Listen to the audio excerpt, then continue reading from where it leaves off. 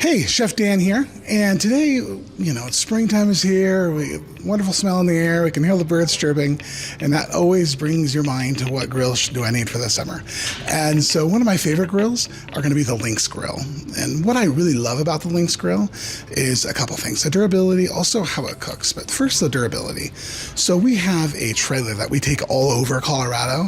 It even goes to Arizona. We share it with our sister company. We take it all over the West, it feels like.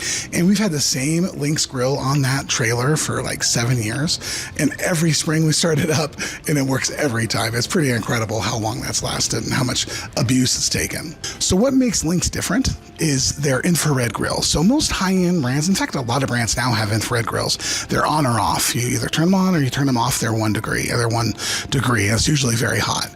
What makes unique about the Lynx is it has a controllable infrared grill anywhere from 300 to 1100 degrees. So you can still sear your steaks and all that great stuff, but you can also do your bone-in chicken, you can do your fish on the same grill, and the results are fantastic. Thank you so much for checking out the video. I hope when you're looking at your new grill, you consider Lynx. Definitely check it out. You won't regret it. Thanks so much and have a great day.